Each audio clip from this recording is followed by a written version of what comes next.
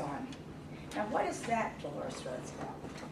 I organize connections with some of the nonprofits from the community. Have you heard of Coastal Horizon? Good. All right. Last week we had Canines for Literacy. They were very good. They even brought Angel with them. The week before that, we had another group come in that was with Dr. Whose class was that? Oh, I know.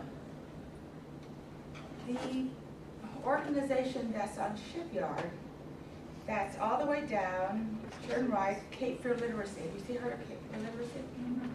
Well, Cape Fear Literacy came in and they brought a young man in with them that was almost 60 years old that had who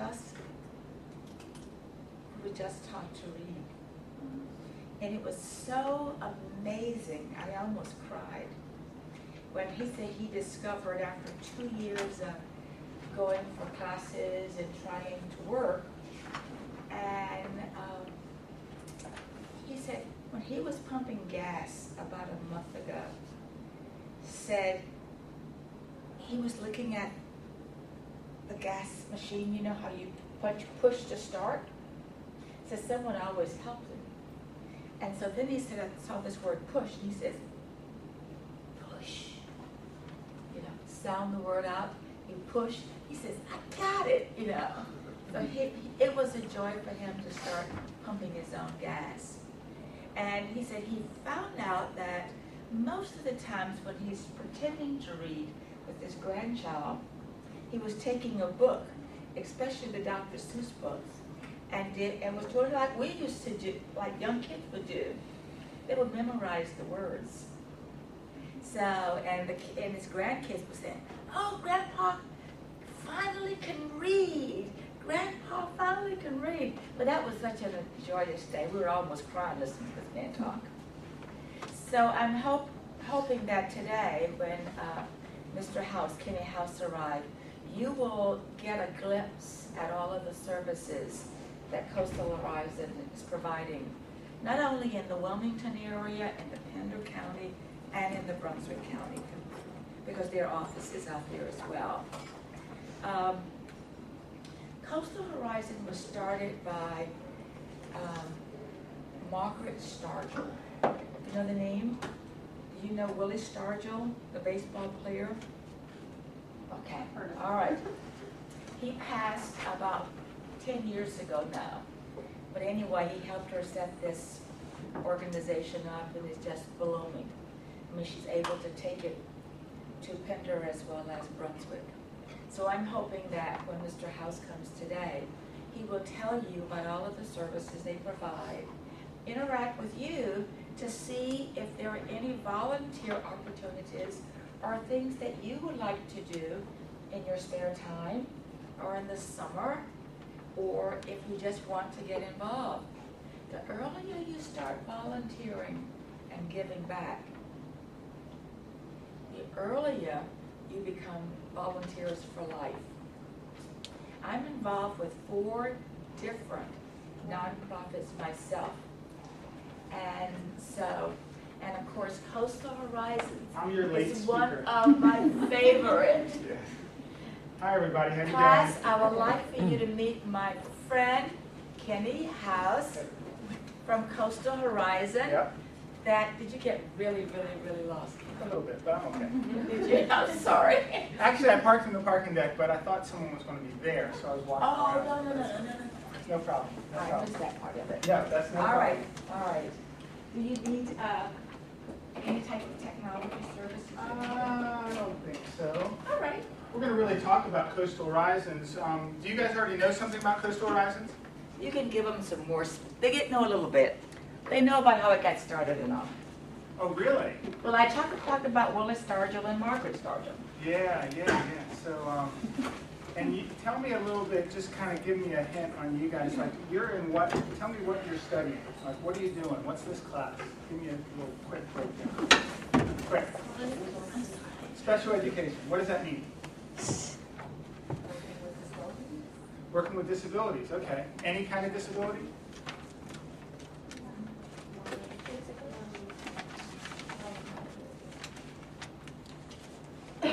Like, you're not really sure? No. You are really sure. No, I am. It's mild to moderate disabilities as opposed to moderate to severe. Okay, all right, so you got that, okay. And do you consider, all right, good, good. Do you consider mental health disability? Yes. Really? A specialty? Some people consider it a disability, some people don't. How about addiction? Is that a disability? Not one that we deal with. Not one that you deal with. Why not? Just our field. Okay. So give me a description of the type of disabilities you do. What I want to do is I want to put Coastal Horizons a little bit on the map in the context of what you do and what you're studying to do.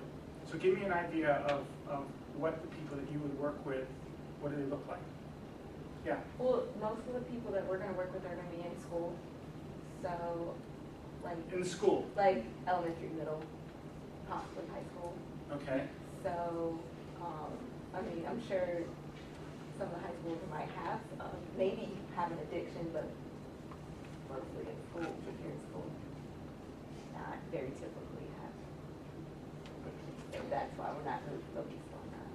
Got it. Okay. So kids don't smoke marijuana? No, I'm saying they do, but it's not like a typical. I'm just wondering. I think it depends on the population. Right. I have plenty of students that smoke marijuana that we call, middle school, high school. I think that's So something we would how probably would I do specialize in. You don't Like, understand. undergrad. Okay. So if we were interested in doing addiction, like counseling and stuff like that, I think that's something that we would focus on after this. This is more of like a broad spectrum. The reason why I say that is because when you work in our field, you find lots of connecting dots between lots of things. You think, well, these people over here have mental health issues. These people over here have drug issues. These people over here have alcohol issues. These people have disabilities. These people have these are people who have problems with attention and learning. So then, therefore, they're in this category. And we have those kinds of things as though they're compartmentalized and live in silos. And they really don't. As a matter of fact, there are huge issues and studies going on around even what happens with kids on attention deficit medications and their relationship to substance use. A lot of parents, for example, are concerned. I have parents come to me all the time and say, my child's taking ADHD medication and I'm concerned whether it's going to later affect them in terms of their risk level for an addiction disorder. Now, why would a parent be concerned about that? The possibility of self-medicating. Why else? Getting used to taking medication. I mean, we're a medication-focused kind of culture. What's that? Controlled substance. It is a controlled substance, and it actually has what kind of chemical does it have in it? It has amphetamine in it, which is highly addictive. So you have that kind of concern going on, and then you sit. So at Coastal Horizons, we deal with those things in many different areas as the way they hit us. So, and I'm going to come back to that as an example in a minute. But so Coastal Horizons provides an array of services to people anywhere from small children all the way to adults and seniors. They may suffer from primarily a mental health disorder, or primarily an addictive disorder, or some combination of the two. But they almost always have other pieces of the puzzle that make who they are as human beings. So we're not just looking at one particular angle of that. As a matter of fact, in the old days, when I started doing counseling, there were drug folks, alcohol folks, mental health folks, primary care folks, other disability folks. That was kind of the way the world was separated in the, let's say, the 70s, 80s, 90s. And then we started to understand that these things were so interrelated with each other. You know, someone with a mental health diagnosis dies 25 years younger on the average than the general population. Did you know that? 25 years younger. And people with a substance use disorder have higher, dramatically higher rates of diabetes and hypertension. I mean, just the connecting of the dots. Some people estimate anywhere from 30% of people with addictive disorders also suffer from a mental health disorder, or up, some people say it's as high as 70, 75%, depending on, some people we don't know because not everyone's getting diagnosed, depending on how they're coming in. So our whole approach that Coastal Horizons has kind of grown to embrace is to treat the whole person. And oftentimes that means that we have a combination of issues that we're dealing with that whole person. They could be a young person who has been displaced out of the home and needs shelter. So they might wind up in our open house shelter. Well, but they also might have been having problems not taking their medication as prescribed. They might have a substance use disorder problem. Again, they might be 13 or 14 years old, but they might have a substance use disorder. Or they might be at risk for that. They might also be depressed, thought about hurting themselves. So now we've got a whole combination and array of things. And they might not do well in school, but it might not be because they're stupid. It might be because they need to be assessed properly to know what's going on that's causing the dysfunction at the school level. So now we've got a learning issue, possibly a learning disability, a substance use issue, either a disorder or at high risk for a disorder. A clear mental health issue, which probably puts them at risk for suicide. If not at risk for suicide highly, they might be at a low risk but depressed. Got all these issues going on. And their health might not be so good because of all that. And they're probably eating crap and hanging out with people that are smoking and starting to smoke themselves. So now they're, whatever problems they have. You know, so you've got all those factors put together. So is that person a substance use person? Are they a mental health person? Are they a disability person? What are they? They're a person. They're a person. Exactly. So the right approach to treatment is to treat them as a person. And our big failure over the past 30, 40 years in our system has been that we haven't done that. We have created silos for people and we missed it. We still miss it. Now today, I can take a person with a substance use disorder and make sure a psychiatrist evaluates them for a mental health disorder, have staff who are trained with working with both, and get them over to the nurse practitioner to find out what's going on with them, and lo and behold, we find out that their cholesterol is elevated and their blood pressure is too high. So what we might have thought 15 years ago was just, this is somebody acting out who's just kind of crazy and getting high and they need to get control of that. We find out now that they need both the mental health side and the primary care side in order to effectively work with the substance use side. So now, when a nurse practitioner helps the person work on their blood pressure, their drug use goes down and their reports of depressive thoughts go down. So we see the drug use, the depression, and the blood pressure able to go down together because we treat them as a whole person. And that's a key factor of how I look at people now as differently as how we used to look at them in our field. Does that make sense? So my first thought is, I know I'm talking about Coastal Horizon, but my first thought is think about this from that kind of perspective, because we're changing from the way we used to think about things 20, 30 years ago in our field. So Coastal Horizons, we provide shelter for kids. We provide rape crisis services for the victims of sexual assault and their family members, which in our area, a large predominance of the victims of sexual assault are under 18. And people with disabilities of any type are at higher risk for sexual assault, for victimization, than the general pop, which you probably know.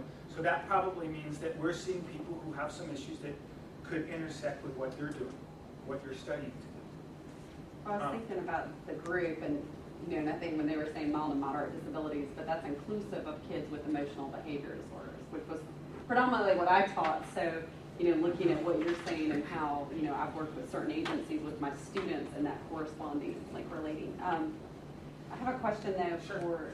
For for referral, is it something that schools could do, like as future teachers, like, you know, if they're a teacher in the classroom and dealing with, do you do like a referral situation with students, like with kids with disabilities, or if there's family and working alongside social services, or?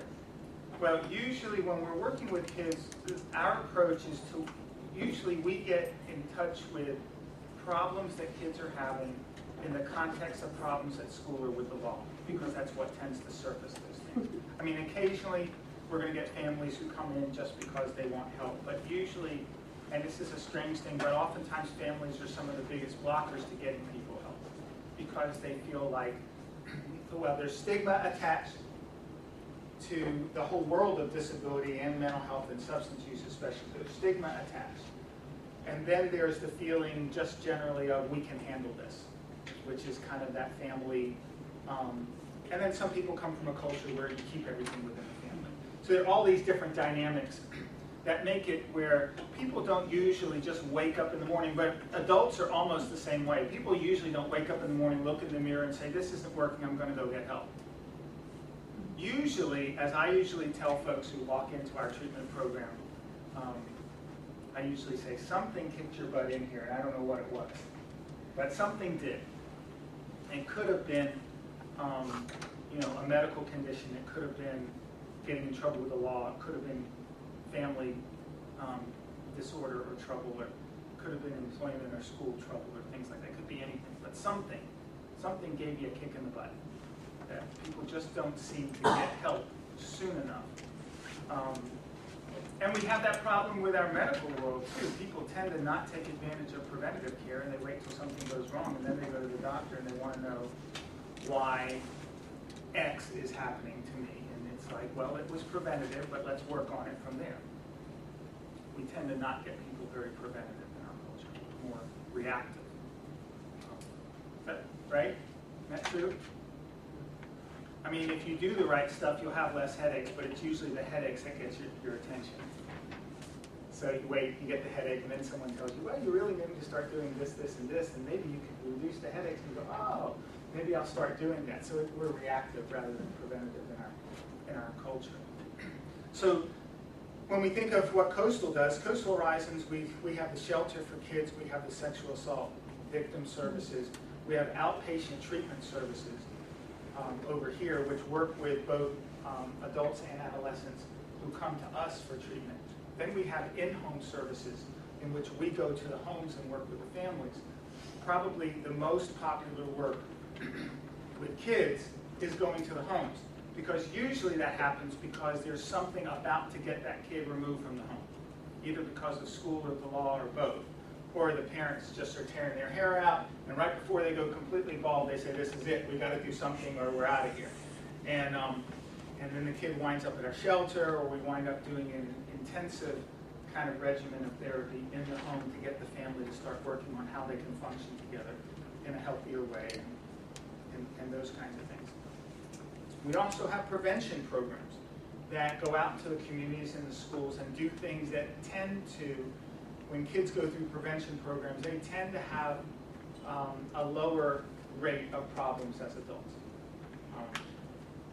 That's why, even if you believe, as most of you are, everyone here is over 18, some of you are over 21 or no? Mm-hmm. Okay, so even if you believe in, for example, whether it has to do with alcohol or even with the controversies going around the country with marijuana right now, regardless of what you believe about what marijuana should or shouldn't be, how it should be classified legally, what we do know is that it just rips the daylights out of an adolescent brain, as does alcohol. And so we know that it has terrible effects on adults. It goes up like 25 times to 50 times more likely that an adolescent, a kid who drinks or smokes, is going to wind up with a substance use disorder as an adult. And then you compound the other issues of the mental health that goes along with it, and then the primary care issues that go along, and you spiral negative health effects. So we know that on the prevention side, we do programs specifically to get kids to delay the onset of first use. You know, you want to smoke pot, wait till you're 21. Better yet, wait till you're 25. But just in terms of statistically and in terms of what happens with the development of a person, delaying that use has huge benefits to the person's health and their risk level for other things later on as adults. Like what, Kenny? What's that? Like what? Like what kind of, Negative effects? Yeah. Well, really, the key thing that we're finding out, which usually when we think about drug use, we think about body effects, but it's really about brain effects. The adolescent brain, guys, you know this, we have a few guys in here, but your brains develop a little slower than the ladies next to you, you know that. But we take our time because we want to. That's the way I feel about it. But basically, you know, the adolescent brain of a female is going to develop a little bit faster, but not really mature until around 21, 22. The brain of a male is going to fully develop around 25. So marijuana severely impacts some of the development of the brain functions. It also lowers the immune system. That's not talking about the cancer effects of smoking the marijuana. That's a different issue. That's on your lungs and things like that, which is negative. So is smoking cigarettes or tobacco products. But the effects of marijuana are more significant because of how they impair the development of the brain. So that what you would hope would reach maturity at 25 might be dysfunctional by the time it's 25. So it's going to affect decision-making, memory, a lot of cognitive functions. So we know that's a huge issue with adolescents now. So that's really the reason. It's not because we think marijuana is bad. That's a different issue. It has some medicinal effects. It has some other things that may not be good. But you know, you could argue, like most people do, for example, they'll say, well, alcohol's worse than marijuana. Well, maybe it is. And we have that legal. Well, that's true. But the health issue is really on what happens on the developing brain. So what you believe about what you should be able to do when you're 30 years old and smoke marijuana is a different issue than what happens in a kid's brain. That's the point of that. And I'm not even saying that to advocate one particular legal course or another. It's just this is the facts of what we're learning. And we're actually seeing it where the increases in the states where marijuana has been legalized for medicinal purposes so that they're actually available and sold at street corners and in shops.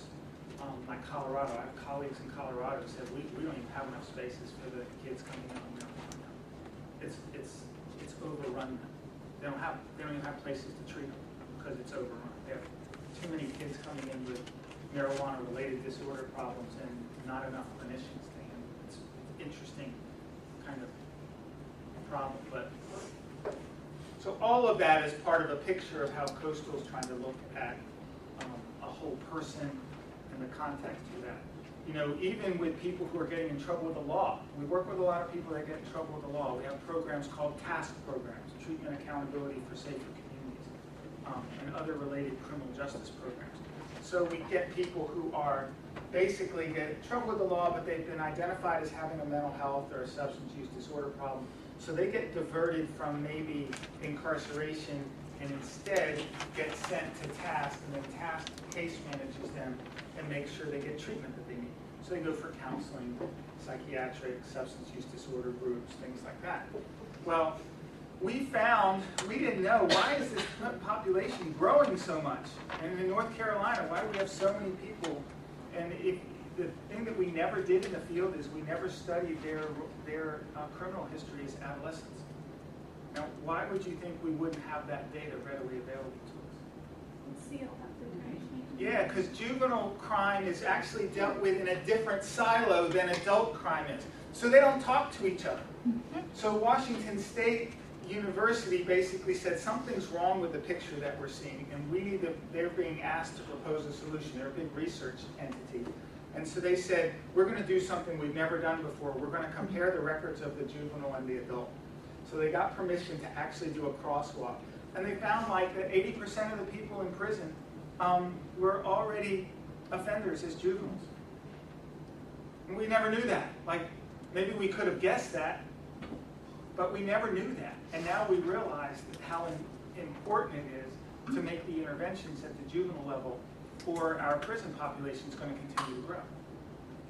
So you can't do effective interventions for adults if you're not doing more effective interventions for adolescents getting in trouble, because that's what's and you've probably heard from education, prison builders are looking, people who build prisons look at the elementary school reading rates and some of those things to determine how many beds they're going to build, because they believe they can predict from third grade behavior what their prison population is going to need to be later on. So when you think about the whole person, the whole system, we're trying to impact a lot of these different areas because we recognize they're all connected. They're all connected.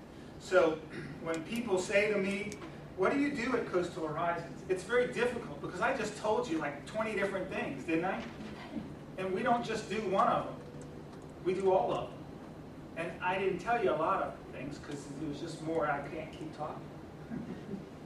So that's just kind of a very quick overview of some of the spectrum of what we do at Coastal Horizons. Questions? Ideas? I know I came in late, so I have to talk fast. Okay.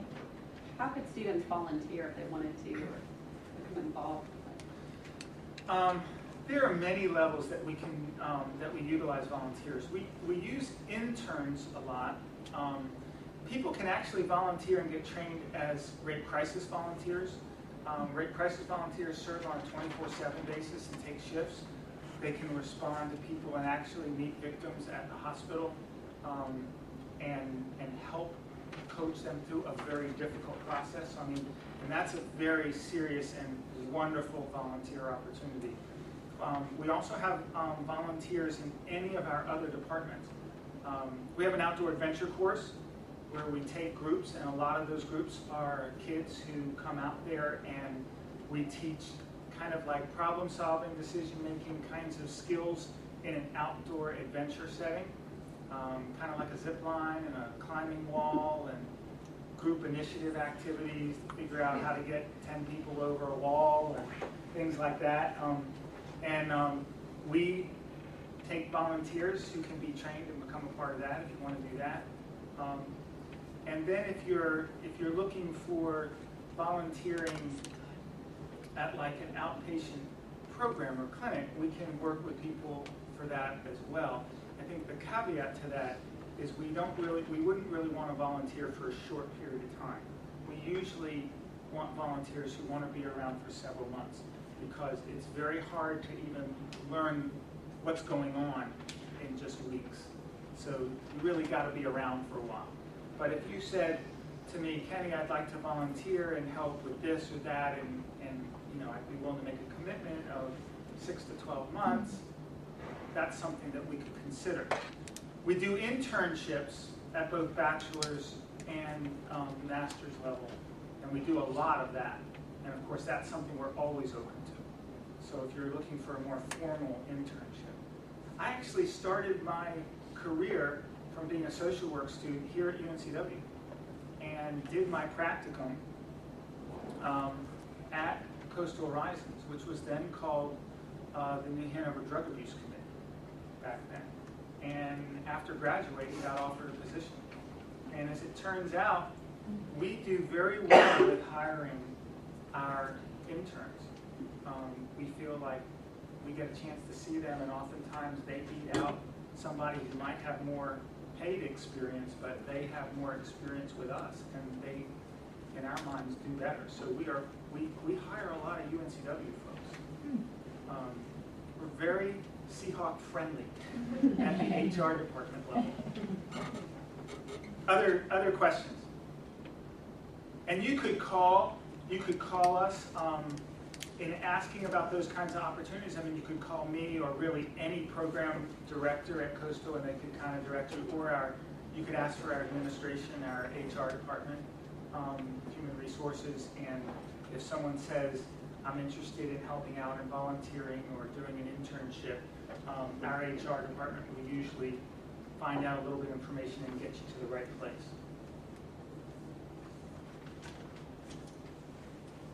Yes? Describe the holding area that you take students out of the homes and you place them in a facility there, Yeah, Is it right on there. the grounds? Yeah, right there at where our main office is in Wilmington. I mean, we have Yeah. treatment offices elsewhere as well. We're in Virgo, actually was driving from that this Yeah. morning, and in Charlotte, in Brunswick County, and other services around the eastern region. But our main location is here in Wilmington at the Willie Stargell Office Park on Shipyard Boulevard. And part of the main building has a shelter built into it. So it's actually a home environment where we have 24/7 staff who become basically temporary foster parents. And people are placed there either by DSS or they're runaways, sometimes throwaways. Sometimes families will just be at their wits' end and no one else is involved, and they just come and say, we need some help. And we say, okay, we're going to take your kid for a short period of time, and we're going to work with you, both the youth and the family, at how to kind of get some balance back. So it can be any one of a number of reasons that brings them into the shelter. But that shelter is set up with a living room and TVs and video games and kitchen and quarters for both male and female. I think it's a 9-bed facility. So it's a home. And the age is, what age? Anywhere from, we're taking ages, I believe it's 7 to 18 in that shelter. The 7 might not be right, it might be 8 or 9, but I'm pretty, it's somewhere right around there. Somewhere right around early elementary all the way up to 18. Other questions? Yes? Yes, and we take them to school.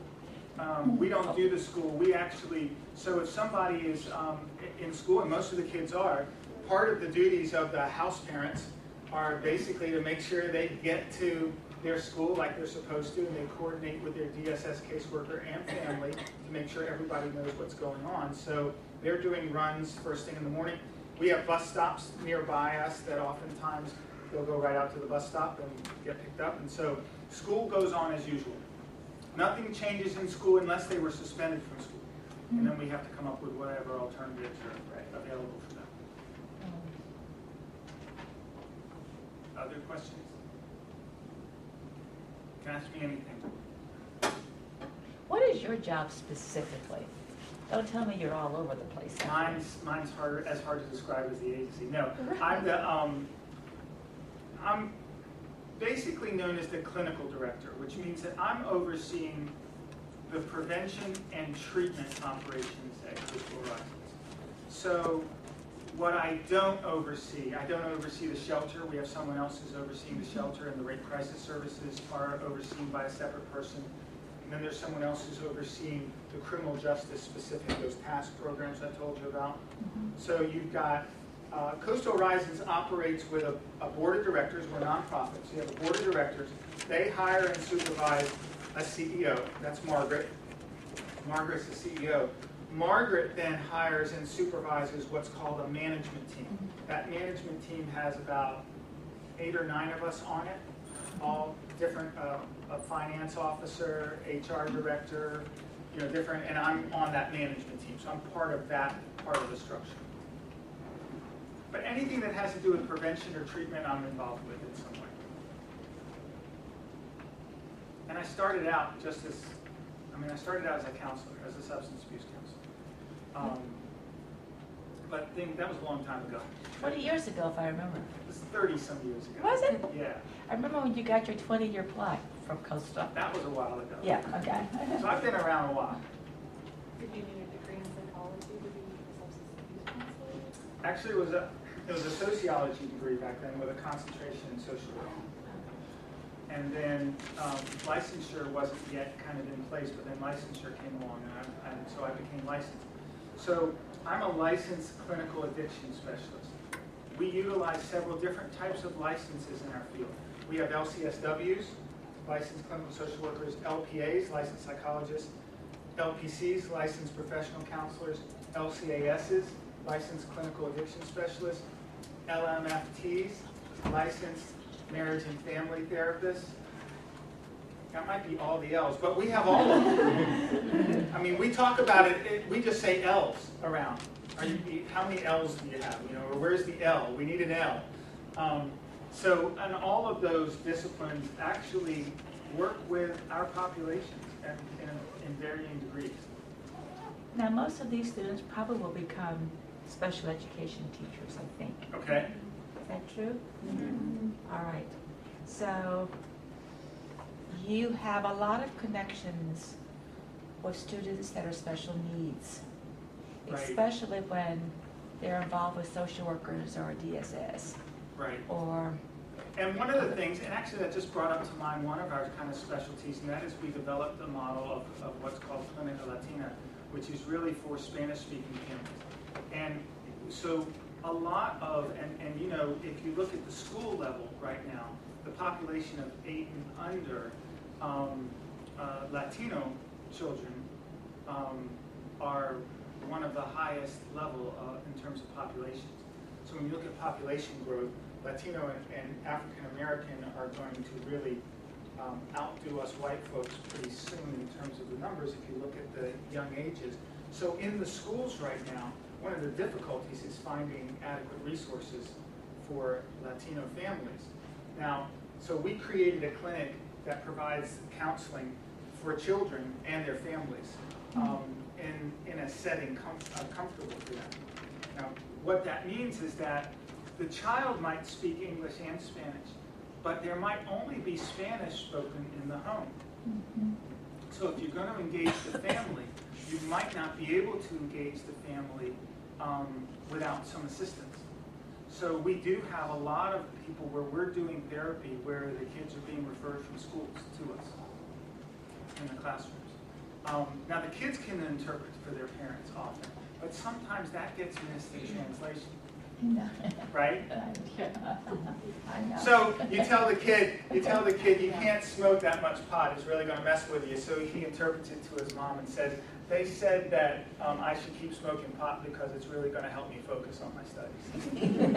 So you don't want to rely completely on a child's translation when you're doing kind of a more therapeutic model. You want somebody else that is more neutral as a party to interpret. And the other thing that people don't know is that oftentimes they talk to adults, family members or parents of children who appear to speak English. Meaning that they speak English like I speak Spanish, because I can speak Spanish, but I'm very poor at it, I'm not very good at it. Which means that if you actually ask me to understand something deeper or to share something more complicated, I might mess it up, probably will mess it up. And what we don't understand is someone's able to say some of the things in English, and we say, oh, no, the mother speaks English. Well, the mother might speak English at a particular level, but not be able to speak English to be able to talk at a level of what's going on with their child in terms of certain kinds of specifics. They might get lost there. So there are some factors in that we've learned to make this culturally kind of able to translate. And you need to be aware of that. So we get a lot of referrals for Clinic Latina from school-age children needing mental health therapy and working with families. Anything else? Questions? So we are certainly open and would love to have your knowledge about Coastal Horizons. If you want to do some volunteering or explore some volunteer opportunities, we'd love for you to do that. We have been in the community now for 43 years old as an agency, and as a nonprofit, that's a pretty nice long time. So we're trying to institutionalize ourselves so we won't go away and be there. We have tended over the years to work with people who are either underinsured or uninsured. So we're working primarily with a population that can't just walk in anywhere and get help. They can't afford it and don't have insurance to cover it. So we're the kind of place that you want, whether it's us or somebody else, you want them in the community because of what we're able to provide for people who couldn't otherwise access it.